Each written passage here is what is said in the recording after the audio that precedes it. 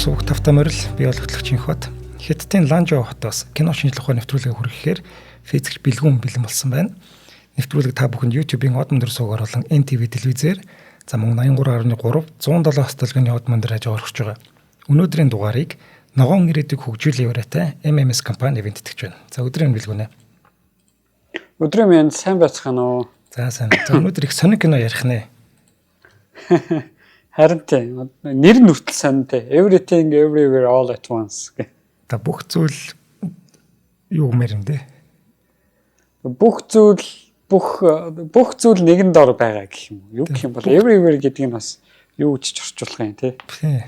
Энэ дээр болохоор яг multiverse гэдгээр орж байгаа. Энэ чинь бол үгэнд үгчлэх юм бол бүх зүйл бүх газрууд нэг дор гэсэн санаатай болж байгаа те. Тийм. Бүх зүйл бүх газрууд нэг дор байна гэсэн утгатай. Бас нэг их урт нэртэй кино юм чи. Харин тийм. Найзуудтайгаа уулзаад за тэр киног үзсэн үгээд нэрийг хэлэх гэж зүгээр хагас цаг болж ирсэн л санагдаад байна. Тэгээ бас хөөрхөн удаан хүлээгдсэн кинонуудын нэг баг шүү. Энд чи яг зураг авалт нь ковидын үеэр эхлээд тэгээд пост продакшн хийгдэж байхдаа ковид бүр яг эд болцсон.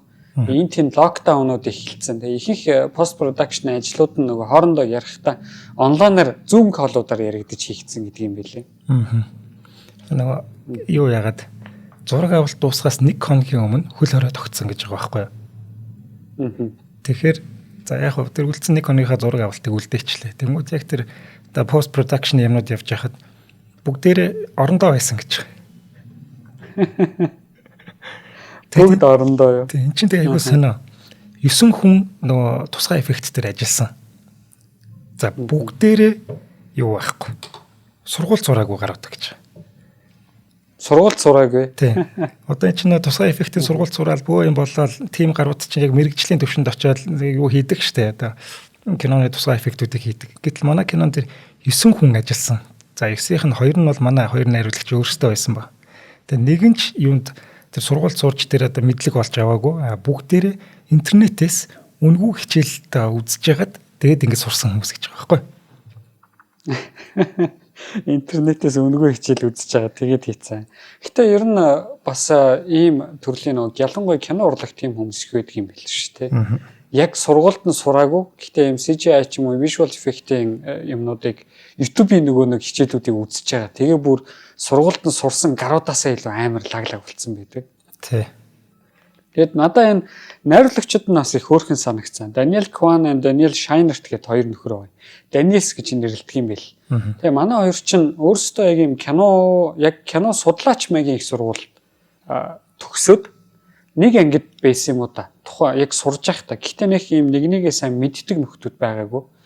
Тэгж төгсчөөд нэлээд хэдэн жилийн дараа юм summer camp гэж болдог штэ. Янз янзын нөгөө зуны сургалтууд зохион байгуулдаг тий. Одоо нөгөө цуслангийн маягийн.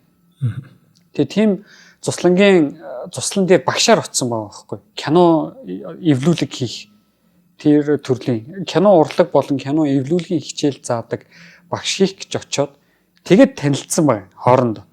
Тэгээд танилцсан чи манай хоёр өөрсдөө нөгөө кинонд айгуу донтоо тэгээ янз янзын нөгөө нэг dark comedy-нууд байгаа штэ тий. Тиймэрхүү төрлийн юм хошигнол төрлийн кинонуудад айгуу дуртай тийм хүмүүс болж таарад. Тэгээ тэрэндээ зориулсан юм жижигхэн short видеонууд хийж эхэлсэн бэл. Богино хэмжээний видеонууд. Нөгөө хуучин бол Vine Enter гэж ярьдаг байсан штэ тий. Одоо болохоор нөгөө нэг янз бүрийн reels-үүд болцсон тий. Нэг богинохон янз янзын одоо хин нэгний шоглсон ч юм уу эсвэл нэг юм мангардуу ч юм уу тиймэрхүү юм хошигнолын видеонууд хийж эхэлсэн байна. Гэтэ тухайд их бас гоё юм таарсан юу вэ гэхээр нөгөө Daniel Scheinert гэдэг нөхөр нь манай Quanta танилцахдаа дөнгөж шинэ камер авцсан байсан гинэ. Нөгөөт нь Canon 5D Mark II гэдэг камер авцсан байсан гэж байгаа байхгүй. Тэгээ тэр камерынхаа л одоо хэргийг гаргах гал явж байхдаа нөгөө нөхөртөөгөө танилцаал. Тэгэл юм янз янзын видеонууд хийдэг болол. Тэгээд юм нөгөө локал хамтлагууд үүдэг штэ. Тэгээд локал дуучид ч юм уу pop дуучид тэр нөхдүүдийнхэн бас юм клипүүдийг яг өөрсдийнх нь дураар хийж эхэлсэн байна. Тэгээ нөгөөх нь ямар нэгэн юм гүн гүнзгий утга санаа бол байхгүй. Зүгээр нэг юм өдөр тутмын энгийн хошигнолууд байдаг штэ. Тиймэрхүү хошигнолуудыг агуулсан юм клипүүдийг хийж эхэлсэн. Тэгснэ нэг өдөр бодсон гэсэн.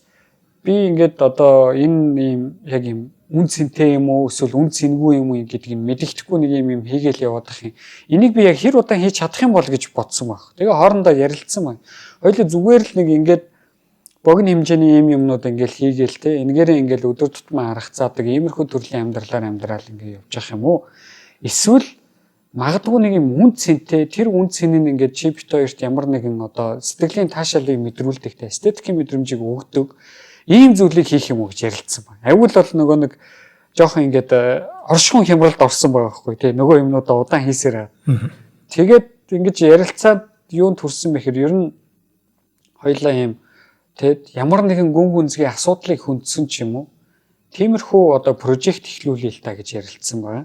За ингээд манай хоёрын хамгийн анх хийсэн кино нь бол нөгөө Swiss Army Man гэх кино гэдэг шүү дээ. Хиний манай Harry Potter-ын гол дүртэн тоглосон тий. Тэр ийм айгуу сонин кино шүү дээ. Тэр чинь бас яг ингэж юуны тухай яг яагаад байгаа нь мэдэгддэггүй те нэг сонин кино байдаг. Тэр киногаа хийсэн. За ингээд энэ киногаараа ерөнхийдөө тодорхой хэмжээний popularity үзүүлсэн нэлээд ийм хөрхэн амжилтуудыг авчирсан. За ингээд дараагийн ажил нь эхэлсэн. За энэ баг ингээд 2010 оны ихэнх үеэр юм уу та. Дөнгөж 2000 он наашилж явах эхэлсэн. Яасан гэхээр манай хоёр Swiss Army Man-ыг хийчээд ерөнхийдөө Swiss Army Man бол сэтгэл гутрал гэдэг өвчин байгаа шүү дээ тий. Одоо орчин үеийн нийгмийн хүмүүст маш их тохиолддог. Энэ өвчнийг хөндсөн дээрэс нь нөгөө ADHD гэж байдаг тий. Attention Deficiency Hyperactive Disorder гэдэг лөө. Монголоор болохоор анхаарал тутамгшил хэд хөдөлгөөнд эмгэг гэж орчуулдаг юм билээ. Ийм өвчнийг хөндсөн байна л да энэ киногаараа. Ягаад ч юм ерөнхийдөө энэ нийгмийн асуудлыг хөндөх нь өөрсдөд нь айгүй юм дотн мэдрэмж гэж байдаг штэ тийм өөрсдөд нь ойрхон санагддаг байсан ба. Тэгчээд нөгөө хоёр чинь энэ асуудлаа хөндчөөд гэртээ суужсэн байгаа байхгүй тухайн киноныхын тухай ярилцчаа. Тэгээд нөгөө судалгаа хийдэг штэ тий. Янз янзын баримтат кино үзээл гэдэг ч юм. Хоёлаа одоо нөгөө нэвтрүүлгээ бэлдээл янз янзын нийтлэлүүд энэ төр уншдаг шиг тий. Иймэрхүү ингээд судалгаа яаж явж байгаад Ross McElvey-гийн Sherman's March гэдэг кино олж үзсэн байна. 40 жилийн өмнө гарсан кино заяа.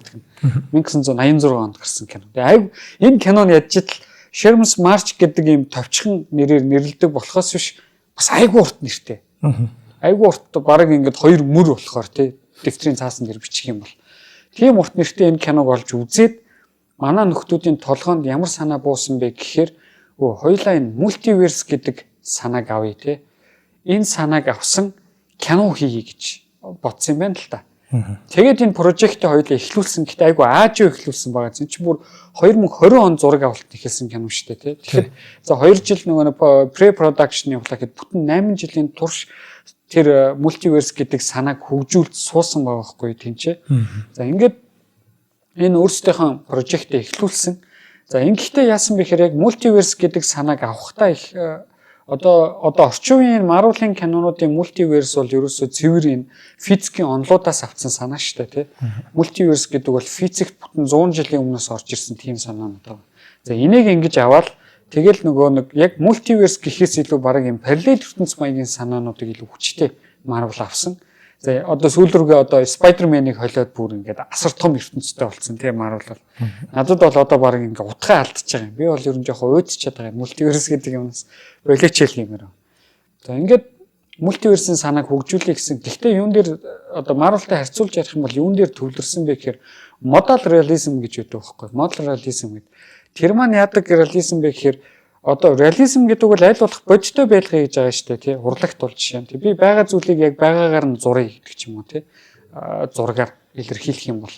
За тэгсэн modal realism яаж байгаа вэ гэхээр одоо ингээд хоёулаа ч юм уу ингээд хаяа оройд нэг ингээд жоохон ганц хоёр пивуугаа сууж явахдаа ярилцдаг шүү дээ тий.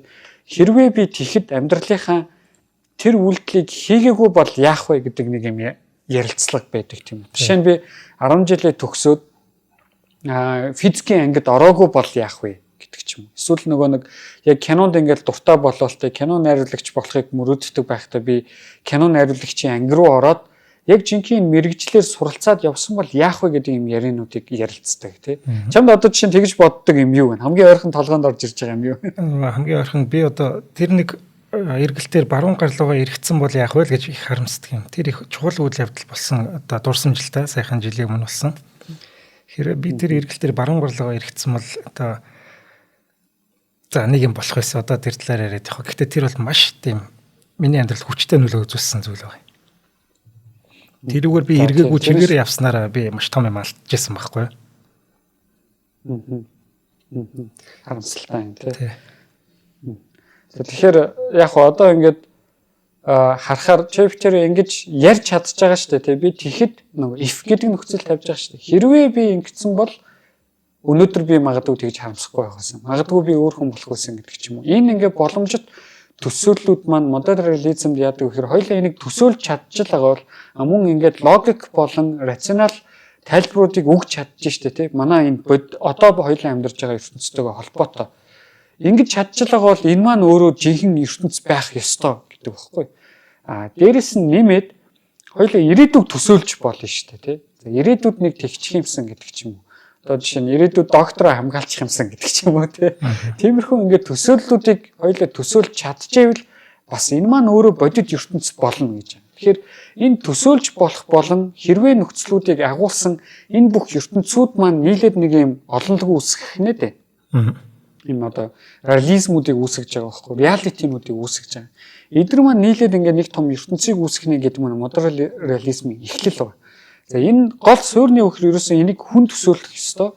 Хүн тэнцээ шийдвэрийг гаргаж явах ёстой гэдэг зүйлүүд байна. Тэгээ иймэрхүү зүйлийг нөгөө Sherman's March гэдэг кино маань хүндсэн баримтат кино гэдэг юм билээ. Тэгээ харамсалтай нь би энэ баримтат киног хайгаад ерөөсөө олж үзэж чадсангүй. Нэг айгу дээр үед хуучны үеч гарсан юм байна. 40 жилийн өмнө гарсан юм байна. Хоёрт нөгөө нэг хулгайн сайтууд дээр маань байдгүй. Тэгээ үзэж чадаагүй. Тэгэхээр ямар ч сан манай хоёрт ийм том одоо инфлюенс өгнө гэдэг чинь нэлээд чанартай гоё кино юм шиг байна.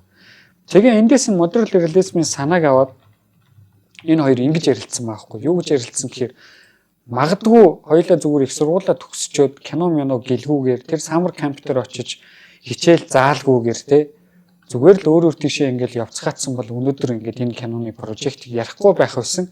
За энэ нь өөрөө хоёулаа ингэж ярилцаж чадчихна гэдэг чинь өөр одоо нэг ертөнцийг бий болгоно. Тэгэхээр хоёулын киноны зохиолол ерөөсөө яг ийм байх хэрэгтэй гэж бодсон байгаа байхгүй юу? Ерөөсөө хоёулын энэ кинон дээр гарч байгаа үйл явдлууд маань манай үндсэн үйл явдалтай шууд холбоотой. Тэгээ үндсэн үйл явдлын гол дүр маань те магадгүй юм байсан бол явах бол магадгүй ингэсэн бол явах бол гэдэг тэр бүх төсөөллүүдийг өөртөө агуулад тэр бүх ертөнцүүдээ хоёулаа энэ киноныхын зохиол дээр оруулж өгнө гэдэг юм анхны одоо дүрмээ баримтлсан гэсэн. Тэгж баримтлсан байна. За ингээд кино зохиолын ажил хийлсэн. Тэгсэн энэ кино зохиол бүтэхдээ их сонирхолтой нэг үйл явдал болсон байна. Тэр яасан гэхээр нөгөө Daniel Scheinert биш үү? Нөгөө найруулагч нь. Тэр юу гэж шаардсан гэхээр за хоёулаа ингээд мультиверс гэдэг санааг ингээд оруулчлаа. Гэхдээ энэ маань юм хүүтэн хөндөй байх ёсгүй гэдэг. Одоо зүгээр л те хоёулаа ингээд энэс тэр самар компьютер очоогүй тэгэл нэг юм өөр ертөнцид ингээд байж байгаа. Ийм байх ёсгүй. Ингэх юм бол одоо нөгөө нэг хүнд хүрэх touching гэдэг штэ те. Хүний юм сэтгэлд хүрэх тийм зүйл байхгүй санагдаад байна. Сүнсгүй санагдаад байна. Хоёулаа нэг илүү сүнстэй болгоё. За ингэж сүнстэй болгохын тулд гол дүр маань нөгөө нэг боломжит ертөнцүүдийг төсөөлөхөхийн хажуугаар ямар нэгэн одоо орчин үеийн ч юм уу эсвэл ямар нэгэн эмгэгтэй бай гэсэн шийдвэр төрсэн байгаа байхгүй. За ямар эмгэгтэй бай гэсэн чинь нөгөө ADHD ADHD-тэй байлгая тий. Анхаарал дутмагшил хэд хөдөлгөөнт эмгэг гэдэг ийм эмгэгтэй байлгая. За ийм эмгэгтэй хүмүүс яадаг гэхээр одоо анхаарлаа төвлөрүүлэхэд их хэцүү байдаг юм гинэ. Ямар нэг юм удаан хугацаагаар тий төвлөрүүлэхэд хэцүү. За ингээд зүгээр юм бодоод суух хэцүү. Ингээд байсгийгэл өөр юм руу анхаарал нь сарниждаг ч юм уу тий. Эсвэл ингээд яг ингээд хоёлаа ингээд ярилцж байнгут миний яриг сонсоод байгаа юм шиг мөртлөө толгойн дотор нь өөр янз янзын бодлууд ингээд давхар яваад идэг учраас яг миний яриалуу 100% ингээд анхаарлаа төвлөрүүлж чаддаггүй ийм төрлийн хүмүүс байдаг гэж байна. Тэгээд энэ маань өөрөө дотортой спектртэй хэр хүнд байх уу, хэр хөнгөн байх уу тий янз янзын спектртэй байдаг. Ийм төрлийн эмгэг байдаг гэж. За ийм төрлийн эмгэгтэй гол дүр хоёлоо сонгож авъя. За тэгсэн нөгөөт нь за тэгвэл ийм гол дүр сонгож авч байгаа юм бол хоёлаа энэ дээр яач профессор өгчэй гэж байгаа байхгүй бас ингээд жоохон нэг бодлын хатууч юм шиг тий кино зохиол бичдэг хүмүүс шууд гол дүрээ хэн байхыг өөрсдийнх нь дураар зохиож болдог тий. Тэр нь надаас нэг юм жоохон амар ч юм шиг санагдаад таг. За ингээд гол дүр маань профессор ADHD эмгэгтэй ийм хүн байна гэдэг. За энэ хүнээ энэ дүрээ бүтээхийн тулд яасан бэ гэхээр ерөөсөн маш их судалгаа хийж эхэлсэн Daniel Scheinert. ADHD-ийн тухай судалгаа хийж эхэлсэн. Ингээд судалгаа хийхдээ яасан гэхээр манай нөгөө профессор маань ADHD-тэй гэхдээ өөрөө тэрийг мэдэхгүй байхгүй. Яг тэр өмнө хинч тэрийг нь хүүхэд байхад нь онцлоогүй том болсон хүн хинч ингээд чи магадгүй та магадгүй ADHD-тэй штэ гэж хэлээгүй байхгүй. Тэгээ ерөөсөө нөгөө нэг онцлоогүй ADHD-тэй ийм дүр ямар байж болох вэ? Дүрийн судалгаа хийж эхэлсэн. Тэгсэн нэг сонирхолтой юм болсон яасан гэхээр нөгөө ADHD-ийн симптомууд байгаа шүү дээ. Ийм шин чанаруудыг үзүүлж байвал та ADHD-тэй байх боломжтой байна гэдэг тийм. Ийм судалгаануудыг хийгээд явж байгаад янз янзын нөгөө сэтгэл зүйч болон сэтгэл заслын эмч нартай уулзаад ингээ явж ирсэн чинь манай Шайнерт өөрийгөө ADHD-тэй гэдгийг олж мэдсэн байна. Өмнө нь юусэн мэддэггүй байсан. Тийм ADHD туссан гэдгийг туссан гэнэ энэ нөгөө тусдаг өвчин биш л дээ эмгэг тийм. Эмгэгтэй гэдгийг мэддэггүй. Тэгээ ингээ харсан чи өөрөө ингээ ямар нэгэн юмн дээр ингээ 2 юм уу 3-аас илүү цаг ингээ төвлөрч чаддаггүй тэгснэ юм хит хайперактив болдог тиймэрхүү юм одоо шин чанар дүрт нь илэрдэг гэсэн байгаа байхгүй. Тэгснэ ингээд гинт шалтгаангүй огцом хямардаг тэгээ өөрийгөө ерөөсөө ингээд хинт ч үн цэнтэй биш миний хийж байгаа бүх зүйлүүд ямар ч үн цэнэгүй би бол хинт биш миний найзууд ингээд намайг үл ошоодаг гэсэн ийм мэдрэмжүүдийг гинт авдаг тийм хүн гэдгийг мэдээд тэгээд одоо яг мэрэгжлийн эмчтэр очиод хандсан баг юм. За ингээд энэ одоо шинж тэмдгүүд надад таарад ах шиг байна. Тэгээ ингээд үнэхээр үзүүлсэн чинь үнэхээр өөрөө ADHD спектртэй болж таарад. Энэ кинотоо тохиолдсон нэг сонирхолтой түүхүүдийн нэг болж хувирсан. За энэ түүх нь гэхдээ юу төгтөлсөн бэ гэхээр манай Dynashian нөгөө гол дүрийн ADHD-тэй профессор байна гэдгээ шууд өөрчилсөн. Тэ энэ бол ADHD-тэй профессор биш харин нэгт Аз дүр байх ёстой, хоёрт эмэгтэй дүр байх ёстой, гуравт яасан бэхээр зүгээр л энгийн амьдралаараа амьдрах гэж яваа эмэгтэй дүрийг хоёулаа илэрхийлье гэсэн. За энэ нь ерөөсөө квант ч гэсэн огцом таалагдаад яг энэ дүр дээр хөгжүүлэлтээ эхлүүлээд за энэ дүрээ нөгөө нөхдүүд маань ингээл нүдэндээ төсөөлнө шүү дээ. Энэ ямар дүр байх вэ, хэн байх вэ гэж төсөөлөнгүүт ерөөсөө л нүдэнд нь Мишель Йо харагдсан гэж байгаа байхгүй. Тэгэл ерөөсөө нүдэндээ Мишель Йог төсөөлвөл энэ одоо кинонд бол Эвелин гэдэг дүр шүү дээ. Энэ дүрийг бичиж эхэлсэн. Тэгэж энэ Эвелиний дүр маань бий болсон. Гэхдээ нөгөө киноныхаа дүрмийг баримталсан нөгөө анх ярьсан дүрм байгаа шүү дээ. Ийм амьдралаар амьдрсан бол гэдэг ийм зүйл кинонд мультиверс дээр би шингэнэ гэдэг. Тэрийг баримтлаад яасан гэхээр кинонд нөгөө нэг Everything Everywhere дээр юу гардаг шүү дээ. Манай гол дүр маань кунфу мастер болоод тэгээ кино жүжигчин болоод нэг кино хийсэн чинь тэр кинон манай одоо хоёулагийн үзэж байгаа киноны үйл явдлыг гаргаад байдаг кино хийсэн байдаг шүү дээ. Тэгэхээр тэр дүрмийг баримтлсан байгаа байхгүй. Тэр дүрмийг баримтлаад гол дүрийг Мишель гэж нэрлэлсэн юм бэл хамгийн анх. Яг тэгснэ гол дүрд нь тоглож байгаа жүжигчин өөрөө Мишель гэдэг нэртэй. Тэгээ ингээд гол дүрийн дүр маань өөрөө Мишель гэдэг нэртэй. Тэгээд түрүүний кунфу гэдэг хэсэг ороод эн чинь нэг юм одоо өстө нэг юм Мёбиусын тууз гэдэг шиг юм зумгаарлцсан замбраагүй юм болж байгаач яг юу ингээд те тасарч өгдөггүй хааны төгсгөл нь те хааны гэдэг мэдэгдэхгүй нэг юм сони юм болж эхэлсэн. За энэ дээр бол яг Мишель Йо эхэндээ энэ санаа бол таалагдчихсэн. Гэхдээ манай Мишель Йо зохиолоо уншаад тэгээд өөрөө энэ гол дүртэй айгу хайр нь хүрсэн.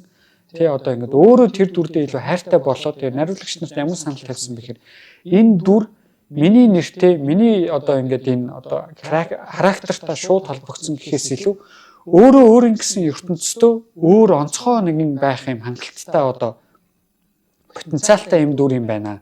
Тийм учраас энэ дүрдээ өөр нэр өгье. Эвелин гэдэг нэр өгье гэдэг санаа дэвшүүлсэн байгаа байхгүй.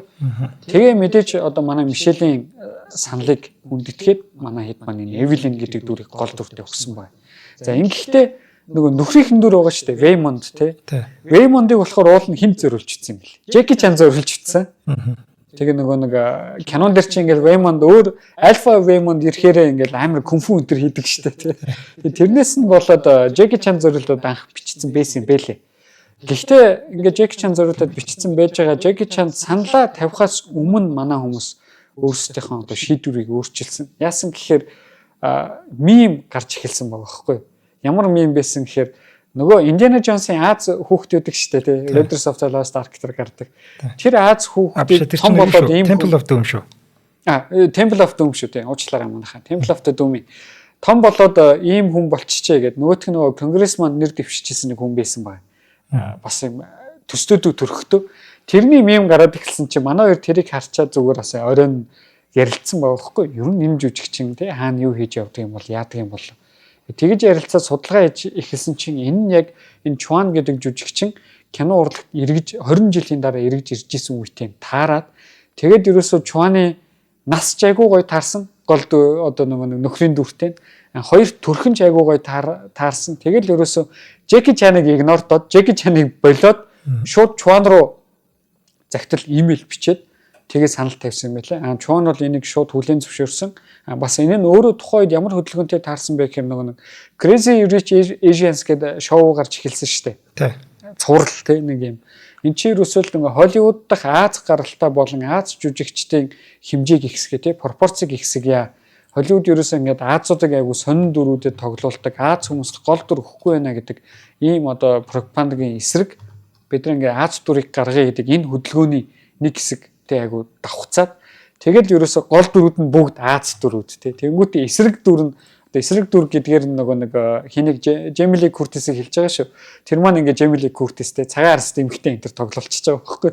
Тийм байдлаар энэ кастинг их явсан бэл. Тэр надад айгу гоё санагдсан. Ягаад ч юм энэ кино ингээд бүтэх тохиолн тэнцээ бүрдэгдсэн юм шиг тий. Тал талаас бүх юмуд нь бүрдээд тэгээд ерөөсө девелопментийн ажил эхэлсэн байна. За хоёулаа хамтран ажиллагчаа танилцуулчаад үргэлжлүүлээ ярилцъя тий. За тэгье.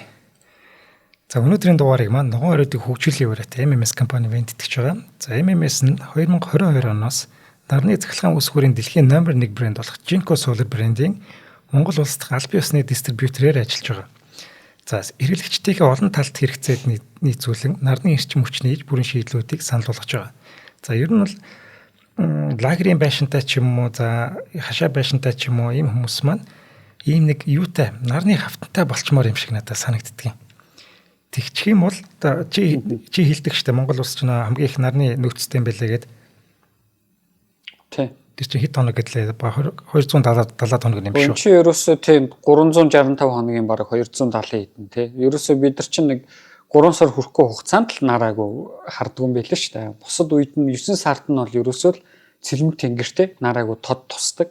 Тийм улсад амьдардаг. Тэгэхээр яг чиний хэлж байгаа нөгөө туслангийн байшин ч юм уу эсвэл нөгөө хашаа байшинтай хүмүүс маань юм дээвэр дээрээ ч юм уу эсвэл гэрийнхэн гадаа ч юм уу тий нарны хавтаа аваад тавьчвал ер нь ирээдүйд ч гэсэн бас өөртөө ч гэсэн оруулж байгаа айгу том хөрөнгө оруулалтуудын нэг болох юм байна. Хэвээ яг үнэ. Ирээдүйд бол бүгдээрээ л одоо ямар нэгэн одоо сэргээгт эрчим хүчийг ашиглаж одоо эрчим хүчээ ханган шүү дээ. Тэгэхэд одооноос бид нэр тэрийг хэрэглээд хөвшөөд сурчмаар юм шиг байна. Тэгэд одооноос сурцсан хүмүүс чинь ирээдүйд яах вэ, ямар үе дээр ямар байдал гарах вэ, ямар нөхцөл байдал дээр ямар бүтээгдэхүүн хэрэглэх үү гэдгийг бол угаасаа мэддэг болсон байна шүү дээ. Бид нэр ер нь байнга юмнаас хоцорч явдаг одоо болмоор байна. Хаана ямар шинэ бүтээгдэхүүн гарч ийн, ямар технологийн дэвшлүүд байна. Тэрийг нэг хэрэглээд заншаад бүр ингээд нэг хөвшчүүлэх зүгээр санагдаад байгаа.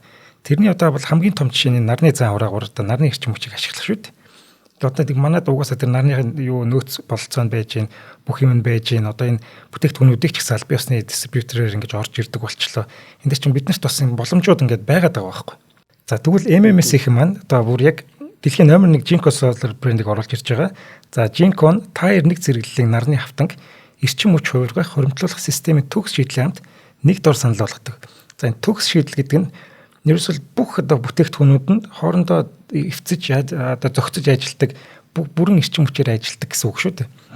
Тэгэхгүй ингээд нэг юм Jinko аваад тавьчихдаг, нөгөөх нь өөр юм аваад тавьчихдаг. Энд чинь хоорондоо ажиллаж хоорондоо нийцэхгүй байх асуудал гардаг тийм. Тэгээд нийцэхгүй залгуур малгуур таарахгүй бол бид нар бол монголчлаад хусж байгаа шүү дээ тэн чинь. Тэгэхгүйгээр яг бүгдийн нэг доороос яг нэг брэнд юмнуудыг аваад тавьчих юм бол тэр чинь бүрэн эрчим хүчээр ажиллана. Тэгээд хэрэглэнч удаан болно. За эвдэрлээ гэж бодоход албан ёсны дистрибьютор юм чинь засварын газар нь мэдээж стандартын дагуу засдаг. Тэр Jinko-гийн үйлдвэр дээр бэлтгэгдээд ирсэн инженерүүд нь засдаг. Ер нь бол давуу талууд маш их байгаа байхгүй.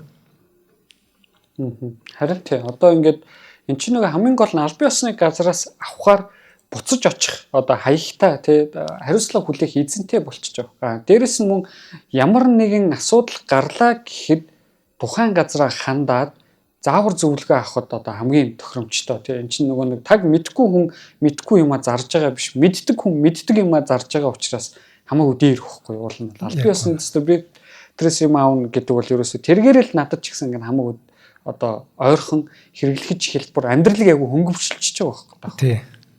Одоо энэ юм эвдэрчүүл яах вэ гэж санаа зовхон байхгүй. Ер нь бол баталгаатай сэтгэл ханамж авах чинь өөр их чухал шүү дээ, тий. Яг тий.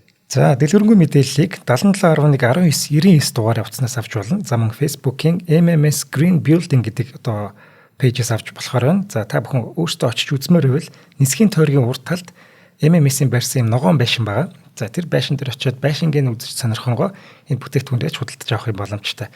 Ер нь тэр байшинг заавал очиж үзээрэй гэж би хэлмээр байгаа. Ёстой гой байшин байгаа шүү. Яг тийм.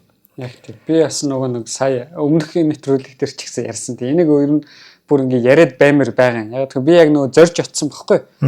Нисэх рүү явж явах та. Тэгээ угаасаа яг зам дагуу гоё олоод очиход амархан юм л тий. Тийшээ ер нь заавал очиод үзчихэд нэгт одоо яг энэ технологийн давуу талууд тий энэ одоо ногоон технологи гэдэг чинь яг ямар учиртай гэдэг гоё зүйлүүдийг мэддэг болно. Хоёрт нөгөө танилцуулга аягүй сайн авчирна. За тэгээд мэдээж эн чинь нарны хавтан гэдэг чинь цахилгаан үйлдвэрлэж байгаа. Тэр нөгөө нэг хүчин чадлын болон яг түрүүний чиний хэлдэг тарахгүй асуудлууд байгаа шүү дээ. Тэрний тухай мэдээллүүд өөрөө яг биеэр авчирна. Тэгэхээр ингээ хамаагүй ашигтай юм билээ. Тийшээ ер нь манайхан одоо ингээд гоё дулаарч ихэнх бараг ингээд агаар салхинд гарч байгаа үлүүдээ тий. Хотоос хоёр тийшээ. Тэгэл нэг замаараа ер нь ороод үзчихэд бол яахгүй харамсахгүй юм билээ. Тий, өстой яг үнэ. За ингээ өнөөдрийн дугаарыг маань ногоон өргөдөг хөгжүүл яриатай MMS компани ивент тэтгэлээ. За ингэж сонссон. Баярлалаа. За манай хоёр найруулагч за Даниэлс тий. Энэ хоёр чинь ер нь хосуудч билүү тэгэж одоо яригадад байдгийн. Ааха. Тэгээд ийм нэг юм байна. Энэ хоёр хоёлаа нийлээд 6 Оскартай байхгүй. Тусдаа 3 Оскартай. Тий. За энэ киногоор л бүгдийг авцсан шүү дээ тий. Тий. Тэнгүүд манай Стивен Спилберг бүх карьерийнхаа туршид 3 Оскартай байхгүй. 3 Оскар. Тэгэхээр яг насны яг маш сайн бодож байгаа боловсруулж байгаад ингээд төлөвлөгөө гаргаад бүр ингээд бичиж одоо яасан төлөвлөсөн ийм ажил чинь танд ийм их үр нөлөө авчирч болдгийм байна гэдгийг ингэж харуулж өгч чадчих байгаа. Манай хоёр чинь баг 10 хэдэн жилийн зохиолтойгоо ноцолцсон юм байна шүү дээ тий. Харин тий одоо тий энэ дээр бас нэг ингээд чухал анхаарах юм байна. Юу вэ гэхээр одоо кино театр ч юм уу тий хоёлаа ингээд очиод кино театрт кино үзэнгүүд юу мэдэгддэг вэ гэхээр хамгийн түрүүнд кино гэдэг зүйл чинь за мэдээж найруулагч чухал тий найруулагч бол ингээ хамаг юм базж байгаа том хүмүүс юм. Гэхдээ зүгээр миний л ямарчсан хувийн туршлагаар бол ямар ч кино сайн зохиолгүй болоход явдаг байхгүй ерөөсөө юм гоё болж чаддаггүй. Зохиол бол ерөөсөө тухайн киноны арга яс байгаад идэг тий маш чухал арга яс нь байгаад идэг. Тэр арга ясыг айгүй сайн үрж айгүй гоё үрэх юм бол тэр чин цаашаага буцаагаад нэг булчин махаа суурлуулахад амархан болно шүү дээ тийм байшингэр бол хундаам л байгаа байхгүй хундаамаа маш сайн барих хэрэгтэй. Тэгэхээр ингээд кино зохиол дээр ерөөсөө удаан суун гэдэг чинь тухайн зүйлийг би маш сайн өнгөлж полиш хийн гэсэн үг шүү дээ тий маш сайн одоо тал талаас нь зүлгэн гэсэн үг судлан гэсэн үг эн чинь мэдээж хүн тухайн зүйлд хугацаа ингээд зарж байгаа. Яг хоо одоо сайн зохиолыг үнэлэх хэцүү ч гэсэн сайн зохиолыг нэг юм жоохон бүдүүлэгдүү маягаар үнэлэх нэг арга бол ерөөсөө хэр удаан тухайн зохиол төр суусан бэ гэдгээс мэдэгдээд байгаа байхгүй. Тэр нэг хэр удаан сууж чадсан бэ гэдэгс. Тэгэхээр эн чинь баг бүхэл бүтэн 10 жил хэртээ суусан зохиол байгаа байхгүй тий. Тийм учраас энэ киноны зохиол ч гэсэн өөрөө айгүй сайн болсон санагддаг надад. Сая ч гэсэн ингээд дахиад үзэж яхад бол айгүй гоё байлээ. Яг хуу бусад одоо энэ мультиверс хүндсэн кинонуудаас илүү нэг юм сэтгэл дойр гоё санагдж байгаа нь юу вэ гэхээр яг л энэ Америк гэдэг оронд цагаачлаад очсон Аз гэр бүл хэрхэн тэнцээ амьдрах гэж одоо тий яаж байгаа вэ? Тэмцэж байгаа вэ гэдгийг харуулсан тий. За энэ тэмцлийг нь мультиверс гэдэг асар том санаатай айгуу гоё уйж холбож өгч чадсан байгаа хгүй тэнцээ. Тэгэл ингээл киноны өрнөл цаашаага явцдаг. Энэ надад үнэхээр гоё санагдаад идэг. Тэгэд бас ингээд яг киноны зохиолыг харах юм бол манай хоёр ингэж ярилцсан байна. Ингээд зохиолоо бичиж явж байхдаа яасан гэхээр мультиверс гэдэг санаа орж ирлээ шүү дээ тий. Нөгөө модель реализм дээрээс суурилсан мультиверс гэдэг санаа ингээд ороод ирлээ. Гэтэл мультиверс гэдэг чинь одоо космологчдын хувьд, физикийн хувьд, физикч нарын хувьд ч гэсэн ер нь их хэцүү хүнд санаа юм тийм. Философийн хувьд ч гэсэн. Яагаад тэгэхээр мультиверс байдаг гэж хоёлаа бодъё л доо тий. Яг энэ хүмүүсийн төсөөлтийн мультиверс. Яг адилхан физикийн хуультай. Гэхдээ өөр боломжит ертөнцүүд байж идэг. Энэ ертөнц байдаг гэж бодъё. Тэгхийн бол ерөөсөө чи битээр амьдрал ямар ч утга учиргүй гэж хэлж байгаа та бас адилхан бохгүй ерөөсөө. За утга учиргүй дээрээсээ нэмэх нь юу вэ гэхээр юу ч ямар ч хамаагүй гэсэн үг тий. Бидний энэ ертөнцид ч ямар ч хамаагүй, ерөөсөө энэ орчлон ертөнцид юу ч үн цэнтэй биш. ертөнцийн хувьд угаасаа бид нар оршин байгаа нь хамаагүй л дээ. Гэхдээ ингээд нэг ийм хов хоосон хөндөй эвгүй ертөнц болж хувирж байгаа байхгүй тий. Манай нөхдүүд өөрсдийнхээ хэллэгээр одоо кинон дээр ч гэсэн юу гэдэг аваа гэхээр nothing matters гэдэг байгаа шүү дээ. Ерөөсөө юу ч ингээ хамаагүй, юу ч хамаарахгүй ийм дүгнэлтүүд рүү хүргэдэг. За ийм дүгнэлт рүү хүрчүүл яах вэ гэхээр хүн нэг оршихуун хямрал руу орчиж байгаа юм тий. Би ер нь амьдраад хэрэг байна уу? Тэ би өнөөдөр ингээд инх баттайгаа нийлж кино шинжлэх ухааныг хийгээд хэрэг байна уу? Ер нь од мөндрийг хийх хэрэг байна уу? Ер нь энэ доктор хин тамаатай юм те боли зүгээр гарч гой пив ууд сууя те. Ингэж бодохоор байхгүй юм чи ерөөсөө. Тэгэхээр ийм асуудал руу аваачдаг. Тэгэхээр өөрсдөө ч гэсэн ийм асуудал руу орно гэдгийг мэдчихсэн. Энэ модуль реализм ч гэсэн өөрөө яг ийм асуудал руу аваачдаг. Хүнийг ерөөсөө оршихуун хямрал руу оруулаад тэгэл ерөөсөө чиж, бич, таач хинч биш юм чинь яах вэ гэдэг асуудал руу ордог тий. Тэгэнгүүт үгүй яач чадахгүй юм чинь энийг бүр бодоод ч хэрэг байхгүй. Бид нар бол ерөөсөө ингээд одоо энэ манай кинон дээр юм рок universe гардаг штэ тий. Чулуу болцсон байдаг. Яг тэр чулуутай л адилхан ингээл байж ах хэвээр нэг юм одоо бодгалч болчихж байгаа байхгүй. Бодгалч гэж хэлэхэд хэцүү тий. Ийм хэцүү байдал руу ингээд орчиж байгаа. Тэгээ ийм зүйл рүү орсон. За тэгсэн манай хоёр өөрсдөө бас ингэ оршихуун хямралд орж байгаа. Тэгвэл бараг энэ киног хийгээд яах юм те. Энэ киног хийх хэрэг ч алга тийм чи боли гэ. Тэгсэн эндээс юунд аврагдах вэ гэхээр хүний өөрийнх нь онцгой шин чанар. За энэгээр энэ киноны нэг юм давуу тал ба. Юу вэ гэхээр кино маань нихилизмыг хүндсэн саяныхаараа те. Дээрэс нь абсурдизмыг ингээ хүндэж байгаа. За тэгээ модуль реализмыг хүндэж байгаа. Энэ том одоо орчин үеийн contemporary philosophy-ийн асуудлуудыг хүндсэн. За энэ асуултуудаас зүхтдэг нэг арга бол ерөөсөө хүн гэдэг амьтны онцгой шин чанар. Тэр юу гэхээр үгүй ертөнц нэр утга учиргүй. Нэрэл бид нар мэдэн штэ тий. Яг ингээл шөнийн тэнгэрт харагдж байгаа бүх одтыг тойроод нэг гариг байгаа. Тэр гариг дээр дахиад 8 тэрбум хүн амьдарч байгаа гэвэл би хин хинч биш штэ. Миний оршихуй ертөнцид хамаагүй штэ тий. ертөнцид бол бид нар хинч биш штэ. Ерөөсөө ямар ч хамаагүй. ертөнцид бид нар байна уугүй юу ямар ч нөлөө байхгүй тийм чи. Гэхдээ хүн гэдэг амьтан амьдралынхаа энэ богино хугацаанд энэ 96 тэрбум гэрлийн жилийн өргөнтөө ертөнцид амьдарч байхдаа юу хийдэг вэ гэхээр энэ ертөнцийг ойлгох гэж хичээдэг байхгүй. Энэ ертөнц гэдэг чинь юу юм бэ гэдгийг таньж мэдэх гэж хичээдэг. Хоёрт бид нар хайрладаг, дурладаг, бас үзэн яддаг тийм ийм төрлийн амьтад болж хувирч байгаа. Тийм бид хаанаас ирсэн бэ ч юм уу одоо бидний эхлэл юу вэ энэ ертөнц хаанаас эхэлсэн бэ гэдгийг ойлгохын тулд яг чиний хэлдэг зүг бид нар хайгаал хэлсэн гэтэл тэнцээ нэг бурхан ч юм уу нэг тийм аврагч гарч ирдэг штэ одоо бидний одоо ингээд тэрийг олж мэдэхгүй бол бид ингээд 50 байж чадахгүй байгаа даа штэ яагаад би жишээлбэл одоо Чинбат гэж хүний хүүхд гэдгийг мэдснээрээ би тайвширж байгаа бид ингээд аваагаа мэдэхгүй бол би тэр аваагаа мэдэхгүйгээд ер нь л хэцүү байдалтай байгаа байхгүй. Тэнгүүд бидэнд бурхан гэж нэг тийм юм гаргаж ирж өглөө л. Тэгээ тэр нь биднийг одоо бүтээсэн байна, биднийг авардаг байна. Тэгснэ сүүлдээ нөгөөдөг чинь ууртай болж тараад бид нар тэнд үргэл барьц өгдөг. Бурханаа хүндлэхгүй бол би бурхан намайг харагддаг болж байгаа шиг тий. Ер нь бол хөвслийн явцтаад бурхан чинь нэлээд тийм ер нь ширүүн болж хувирсан л да. За одоо тийм ингээд харахаар угаасаа ингээд бүх юм утга учиргүй юм ч гэсэн хүн өөрөө утга учиргүй ойлгох гэж хичээдэг. Дээрээс нь хамгийн гоё юм байна. Би ч гэсэн ингээд нөгөө багада боддог байсан л та. Ягаад тэгэхээр ямар ч одоо оронч космологийн хүмүүсийн хамгийн түрүүнд ордог хямрал бол ерөөс оршихуун хямрал. Энэ том ертөнцид би хинч биш юм байна. Энэ ертөнцид чинь ямар ч утга учиргүй юм байна гэдэг оршихуун хямралд ордог. За түрүүний инх хотын чиний хэлснээр те ингээд бид нар ийм бидний мэддэг учраас бас давхар бурхан гэдэг зүйлийг бүтээдэг гэдэг ч юм иймэрхүү санаанууд бас явж байгаа. За ингэнгүүт хүний бүр нэг агуу онцгой шин чанар байна. Тэ абсурдизм интерес одоо гарч ирж байгаа. Тэр юу гэхээр энэ утга учиргууд би утга учир оноож өгч чадвартай байгаа байхгүй. Айхтар одоо эрх чөлөөтэй хязгааргүй эрх чөлөөтэй амтан болж хувирж байгаа хүн энэчнээс. Тэр нь юу гэхээр ерөөсөө л амьдралд одоо чинь утга учиргүй гэдэг би мэднэ. Гэхдээ би амьдралаа өөрөө утга учиртай болгож чаддаг амтан байгаа байхгүй. Тийм потенциалтай амтан тий. Жишээ нь би ингээд одоо өөрхийн хайртай физикээ хий, би хайртай киногоо үзье, тэргээрээ юм нэвтрүүлэг хий, тэ.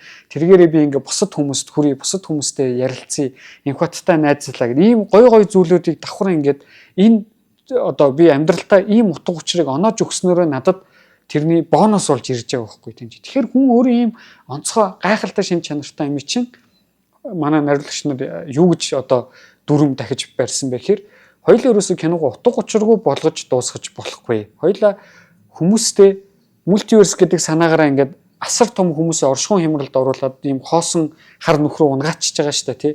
Гэхдээ хоёулаа яг унахын даван дээр хүмүүсээ барьж аваад буцаахаа тэрвэрн тэгэл дуусгах юм кино гэж. Тэгээ ингээ харахад бол кино маань яг тэгж байгаа шүү дээ тий.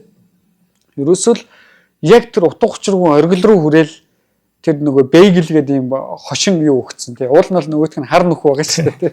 Тэр хар нүхийн оргил руу хүрээд буцаагаад хар нүхнээсээ манай гол дүрүүд би үзэгч нараа тэрвэрж аваад тэгээ ингээд дуустдаг юм кино тий. Тэгээ бүр гол дүр маань өөрөө хэлдэг шүү дээ. Энэ бүх зүйлийг би ойлгож байна тий. Эвлийн маань. Одоо нөгөө тэр Жобо Тупаки гэдэг нөхөр маань ингээд ертөнцийг сөнөх гэдэг нь гэсэн чи үгүй нөгөөх нь яг үнэндээ тэр утга учиргүйг өөртөө хамт ойлгох хань хайгаа яваад байгаа шүү дээ тий. Чаавас. Тэгсэн чинь тэр нь ингээд яг өөр нэг мультиверс ээж нь болж таарад ээж нь ч гэсэн тэрийг ойлгодог тийм юм байна гэд. Тэгэж ойлгохдоо яаж байгаа вэ гэхээр тэнцээ ингээд маш жижигхэн сэтэл өгдөг ш. Нөгөө нэг өөрөө ингээд хүлэн зөвшөөрдөг өөрийнх нь ингээд нөхөр нь тийм өөрөө ингээд нөхрийнхээ яриаг дандаа болиулдаг ш. Энийг юм дандаа мангар юм ярьж ингэж идэг гэх тийм бүр тийм амьдралын стресст орцсон. Тэгсэн тэрийг анзаарахгүй яг утга учиргүй рүү ингээд орох гээд бэжсэн чинь нөхөр нь тэнцээ хөөрхөн амтай ингээд болсон болоогүй юм ярьсаар байгаа л тэр асуудлыг зохицуулаад тэнчэнээс юу харж байгаа гэхээр тэр жижигхэн моментийг өөрөө анзаархаа болцсон байснаа анзаарж байгаа байхгүй тий. Тэр жижигхэн энэ хайрын моментуудыг би анзаархаа болцсон юм. Тэгээ ингээ ойлгож байгаа тий. Охиндоо ч гэсэн хэлдэг ш. Би ингээ мэднэ бүх юм утга учир үгүй намайг орхиод явж болно. Гэхдээ чи над руу зүгээр залгачдаг л байл та тий. Тий. Зүгээр нэг ингээ долоон хайрцагтлын асуудлыг ч бас сайн ойлгохгүй тэгээ тоохгүй байгаа ш. Тий, яг тийм. Тэг чи нэг над руу 7 хоногт нэг залхацдаг л байл та. Ядаж ингээ нэг юм баяр дээр оройдоо ирэхдээ ингэждэг л байл та. Ингээд л болно. Би мэднэ ингээ амьдрал хэцүү утга учиргүй би ойлгож байгаа. Гэхдээ чи би бид нар гэдэг юм жижигхэн локал зүйлдээ бид нар чи нэг гэр бүл бид нар нэг нэгээ хайрладаг. Бид нар нэг нэгээ одоо ингээд тий дэмжиж явах ёстой шүү гэдэг нэг юм гоё мессеж өгчдөг. Тэр нь надад бүр ингээд ойлмаар амар гоё юмсан. Дээрэс нь энэ маань өөрөө ингээд яг Аз одоо хүмүүсийн ийм бас нэг юм тэмцэл байгаа шүү дээ тий тэр дотор яг ингээд ягаад ч надад юм Аз ээж хүн нэг тийм байдаг шүү гэдэг санаа тийч яг хүчтэй байгаад байдаг байхгүй бас нэг юм жоохон контрол шүү тий тийм байгаад байдаг нэг. Тэгээ ингээд үзэгчтэйгээ тэрвэрж явж байгаа нь үнэхээр юм одоо уйлмаар үнэхээр гоё хэсэг байдаг. Тий Мишель Явч гэсэн өөрөө зохиол уншиж дуусчаад уйлсан гэсэн. Тэгээд ер нь мультиверсийн тухай зохиол бичих өөрөө маш хэцүү төвхтэй маш сайн бодлого бодох хэрэгтэй болдог тий. Тэнгүүд дээрээс нь саяны чиний ярьсан юмнуудыг нэмээд ингээд хийгээд энэ бүхнийг хооронд нь холиод нэг зохиол болгоно гэдэг чинь өөрөө бүр маш том хөдөлмөр болсон байгаа. Энэ чинь манай хоёр найруулагч нь хоёулаа зохиолчоор нь ажилласан. Ер нь энэ хоёр ширнээс босоогүй юм шиг байна. Тэр одоо яг энэ юг зохиолоо бичиж сууж явах та. Зохиолоо бичиж байгаа. Тий. Тэгээ мультиверс одоо тэр Dark-ийн зохиол бас амар маш эвгүй штэ. Тий. Бас нэг хоёр герман бас нэг зунгаарлцсан юм байгаа тий. Тий. Тэгэхээр ингэж яг ингээд одоо ингээд манай кино хийж байгаа хүмүүс ч юм уу одоо кино хийх гэж байгаа хүмүүс ч юм уу ингээд сайн бодох юм бол ер нь зохиолоо маш сайн бодож ижил хийхгүй бол тэр кино чинь бүтлгүүтнэ гэдгийг ойлгох хэрэгтэй. Сайн зохиолтой кино үргэлж сайн л явдаг. Муу найруулгатай байсан ч хамаагүй хүмүүс ойлгоод үзчихдэг тэрийг тий. Тэгэхгүй одоо за манай энэ нэг гол дүрийн баатар байна. Энэ нэг эмэгтэйтэй хайрцагтай болно. За тэгээд дунд нь нэг мафийн толгойлогч ирээд та хоёрыг жоохон айлах бах. Тэгээд кино дуусна гэдэг ийм нэг зүгээр нэг формалны юмнаас одоо болмоор байна. Шин юм сэтгээд бүр ингээд бидэнд одоо ингээд авах хичээл нь зөндөө байна штэ. Энэ хамгийн хэцүү зохиол бичигдсэн гэж би бодоод байгаа. Everywhere одоо битгаар ярьж байгаа кино. Энэ минийг үзээд ядаж энэс жоохон хуулбарлаад жоохон зөөлрүүлээд ч юм уу кино зохиол хийх одоо бүр яг боломжтой л харагдаад байгаа байхгүй. Тийм тийш дээ ерөөсөө. Одоо ингээд бас ингээд бид нар яг энэ Монголын кино урлаг дээр ч юм уу те ингээд цоошин юм хий гэдэг ч юм. Эсвэл Монголд анхны ч гэж ах шиг те. Иймэрхүү юмар ингээд юм сонин трендүүд хөөж явж ирснаас бидэрт бол ингээд суралцах зүйл маш их байгаа байхгүй. Уул нь бол. А дээрэс нь зүгээр энэ кинонууд ингээд түрүүний манай инх батны хэлдэг те 9 залуу visual effect-ийн сургуулийн төгсөөгүй бэжиж интернетээс юм сураад хийчихэж байгаа гэдэг шиг бид нар энэ кинонуудыг үзээд энэ агуу гоё кино гэхийн орондоос давхар суралцах хэрэгтэй. За энэ кино маань өөрөө ингээ Marvel-ийн кинонуудаас яагаад илүү байгаа юм те? Концепт бол адилхан мультиверс хүндсэн байна те зүгээр фикшн талаас нь харах юм бол. Гэтэл яагаад илүү юм гэхээр яг л ингээ сая бит хоёрын ярилцдаг энэ том мультиверс гэдэг асар том одоо ингээд те зүйл. За энийг бол ингээд физикээр төлөөлөх юм бол эн чинь нөгөө физикч нарын мөрөөдөл болж байгаа бүх зүйлсийн онол гэдэгтэй адилхан байгаа байхгүй тий. Асар том энэ галактик гариг ертөнцийг илэрхийлдэг харьцангуй онолыг асар жижигхэн атомуудыг илэрхийлдэг квант физиктэй бид нар яаж нийлүүлэх вэ гэдгийг бид нар өнөөдөр мэдэхгүй. Энэ хоёр нийлээд нэг онол гарна гэдгийг бид нар мэднэ. Яг үүн шиг энэ том энэ мультиверс гэдэг концептыг зүгээр л тэнцээ байгаа цагаач нэг юм гэр бүлийн дотоод асуудал руу яаж уях вэ гэдэгтэй яг адилхан байгаа байхгүй ерөөсөө. Энэ чинь маш хэцүү зүйл. Гэтэл энэ хоёр маань энийг одоо 10 жил суусан л гээл да тий. 10 жилийн хугацаанд суугаад бий болгож чадсан байна. Тэгэхээр бид нар бол энэс хангалттай суралцах боломжтой байна. Дээрээс нь манай хоёр өөрсдөө нэг ярилцлаган дээр их гоё хэлсэн байсан. Юу вэ гэхээр ерөөсөө энэ мультиверс болон энэ ингээд энэ бусад том энэ киноны санаанууд бол бид хоёр бол миллениал хүмүүс, анх интернет ашигласан хүмүүс. За яг үүнтэй адилхан манай кино бол ерөөсөө л энэ хүүхдээ интернет гэдэг тийм шал өөр ертөнц рүү ороод төөрж байгаа тэр зүйлээс бид нар ингээд тодорхой хэмжээнд нь аваад тодорхой хэмжээнд нь тэрийг ойлгох ийм бас санааг оруулах гэж хичээсэн гэсэн ярилцлага өгсөн байсан. Тэр ч гэсэн бас ингээд хөөрхөн ингээд таарсан байгаа байхгүй тийм ч одоо ч бас ингээд нөгөө doom scrolling хийдэг тийм хүмүүс хэтэрхий юм интернет донтдог ийм асуудлууд байгаа. Тэрийг хүртэл ингээд өөртөө агуулсан байдаг. Тэгэхээр ингээ харахаар энэ киноны жанр бол өөрөө хэтэрхий бас ингээд өргөн тий кунфу гэж яадаг нөгөө Вон Кар-вайгийн гоё кинонуудаа санаа авсан ингээд хайр дурлал байж идэг тий тэнцээ. За тэгээд нөгөө нэг шилжилтийн насаа өнгөрж яваа ээж охин хоёрын тэр гэр бүлийн харилцаа байж идэг. Гэр бүлийн салалтаараа тэр гэр бүл яаж ингээд цаашаа тий нандин зүйлээ авч үлдэх вэ гэдг нь байж идэг. За ингээ байжсэн нөгөө нэг дээд үеуд буюу одоо хуучин үеийн шинэ үеэ яаж хүлээж авч ойлгох вэ гэдэг нь байж идэг тий нөгөө гонгийн дүрээр ингээ илэрхийлсэн. Ингээр ерөөсөө л яг энэ мультиверс гэдгийг бүрэн утгаар нь авч чадсан агуул гоё кино болчихж байгаа байхгүй надад. Тэгэхээр яг нь ер нь бол надад ингэж бодсон энэ киног бол бас ингээд ялангуяа нөгөө нэг ээжтэйгээ ч юм уу ингээд харилцаа жоохон хэцүү байгаа тийм хүмүүс байх юм бол үзчихэд зүгээр ч юм уу тий хамтдаа сууж байгаа. Бас нэг юм гоё гэр бүлийн попкорн кино болж чадхаар санагддаг. Үнэн. Тэр чинь яг ээж нь юу анзаарахгүй байна, охин нь юу анзаарахгүй байна. Үзэх юм бол яг хоёулаа ч нэг иймэрхүү асуудал дээр жижигхэн асуудал дээр л ингээд ойлголцох байгаа юм байна шүү дээ гэдгийг ойлгож болохоор тий. Тийм, яг тийм. За, бэлгүү маань сая Avengers-ийн Marvel-ийн кинонуудаас яагаад илүү байгаа юм бэ гэж дурдсан. За, энэ үнтэй одоо санал нийлэхгүй байгаа хүмүүст хэлэхэд манай энэ кино маань 11 Оскар нэр дэвшээд 7-ыг нь авч чадсан. За энэний дунд шилдэг зохиол байна, шилдэг найруулга байна, шилдэг кино байна. За тэгээд эвлүүлэг, тэгээд одоо жүжигчд гээд 3 жүжигчэнд шагнал авч чадсан. Ер нь энэ жил 2023 оны Оскар миний хувьд одоо хэзээ ч мартагдчихгүй гэх юм уу. Ер нь их гоё Оскар болж өнгөрсөн. Бид нэр яг тэр Indiana Jones-ийн Temple of Doom дээр тоглодог жижигхэн хүүг яасан болоо гэж хаяа боддог штэ тий. За энэ хүүхд од болсон болоо яасан бол гэд. Гэтэл манай хүн 20 жил кино тоглоогүй. За энэ хугацаанд юу хийжсэн бэ гэхээр юу зодоон дэглээч байсан юм байна. За юу яадаг штэ. Кинонууд дээр за ийм зодоон болно. Яах вэ гэхт ноч зөвлөгөө өгдөг. Тэгээ зарим нэгэн дээр нь орлон тоглогчоор оролцдог. Ийм байж. Манай кинон дээр ч гэсэн зодооно өөрөө дэглэсэн. За тэгээд өөрөө ч бас зодтолцсон орлон тоглогч бараг ашиглаагүй гэж байна. Манай Мишель ч гэсэн бас өөрөө орлон тоглогч бараг ашиглаагүй бүх зодооно өөрөө зодтолцсон гэж байна. Манай Азуудын нэг давуу тал байгаа шүү дээ. Маш сайн зодтолдог. Тий. Бүх юмаа тэгээ өөрсдөө хийчихдэг те. За тэгээд Мишель Йоо гэдэг энэ эмэгтэй жүжигчин маань шилдэг эмэгтэй жүжигчнийг тэр чинь Аз гаралтай жүжигчин анх удаа шилдэг эмэгтэй жүжигчин авч байгаа. За мөн манай шилдэг туслах дүрийн эрэгтэй жүжигчин. За одоо Ки Хой Кван, за Чуан гэж уншаад байна уу те? За энэ маань бас шилдэг туслах дүрийн эрэгтэй жүжигчнийг авч байгаа. Энэ болохоор нөө Америк мөрөөдөл чи нүг юунд үнэнч байна. За тэрийг хэр сайн хийж гин, сайн хийж чадхал юм бол чи амжилтанд хүрч чадна гэдгийг манай энэ эрэгтэй жүжигчин маань бүр тултал нь харуулж чадчих. 20 жилийн дараа кинонд тоглохдоо Оскарын шилдэг туслах дүрийн эрэгтэйг авч чадчих. За мөн бас нэг гоё эмэгтэй жүжигчин Jamie Lee Curtis бас анхны Оскараа хүртэж чадсан. За дөрөвт одоо юу жүжигчний шагнал үлдсэн. За энэ дээр манай Brendan Fraser маань тэр Whale гэдэг киногоор шилдэг эрэгтэй жүжигчин авч чадсан. Энэ жилийн Оскарыг би зүгээр үнсээ тавьчмаар маш гоё Оскар болж өнгөрсөн. Харин тийм миний бас ер нь хамгийн сүүлд үзсэн хамгийн гоё Оскар байсан. 23-ны Оскар. Тий.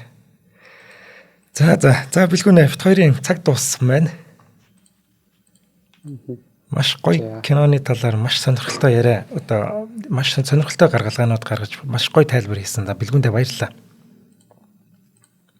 За баярлалаа. Баяртай. Тэгээ төгсгөлд би бас нэг жижиг юм хэлэх гэсэн. Энэ нөгөө нэг мультиверс гэнгүүт ингээл бүх юм утгагүй энтер болоод явж байгаа шүү дээ. Тэгснэ нөгөө талд юм жижигхэн утга олж өгөөл те. Тэгээ ингээд баланс орж ирж байгаа кинонд те. Тэрэн дээр ингээ киноны дүрслийн хэлэмжээр их гоё юм харагдж байгаа нь юу вэ гэхээр нөгөө бэгэл буюу хар нүх тэр маань ийм хар өнгөтэй нэг зүйл байгаа шүү дээ тий. За нөгөө талд нь goggly eyes буюу нөгөө манай нөхрийнхөө ингээ үлгөөд идэг цагаан дотор хартай юм нүднүүд идэг тий. Энэ хоёрыг анзаарах юм бол яг нөгөө манай Азийн дорны философийн энэ ян юм бэлээ л тий. Ерөөсөө сайн муу үргэлж балансын тэнцвэрт байж идэг. За тэгхийн бол ингээд бүх юм цаашаа илүү одоо утгатай утгагүй нийлээд явж идэг гэсэн санааг илэрхийлсэн юм билээ. Тэр нь бас надад айгуу гоё санагдсан. За баярлалаа. За тэр нэг goggly eyes гэснээс тэр чинь киноны ихэн дээр манай нөгөө хиний татвараа боддог ширээ биш үү? Мишель Йогийн. Тийм. Тэрний ард хоёрхан шиг харагддаг юм байна киноны ихэнд. Харин сүүлийн сцен дээр 4-5 хас нүд харагддаг байхгүй юу? Энэгээр юу илэрхийлж байгаа нөхөр за чи ингээ ганцаараа мэт амьдарч ирсэн бол одоо ингээд бөөнөрө гэр бүлээр амьдарч байгаа шүү гэдгийг илэрхийлж ингэж олон нүд гаргаж өгч байгаа юм байна. За нэвтрүүлэг маань та бүхэнд YouTube-ийн Од Мөндөр сугаар болон NTV телевизээр мөн 83.3 107 хостолгооны Од Мөндөр хажуугаар хүрлээ. Өнөөдрийн дугаарыг ногоон ирээдүйг хөгжүүл Евротай MMS компани ивент итгэлээ. За бэлгүнэ дараагийн дугаараар уулзъя. Баярлалаа. Баярлалаа. За бай.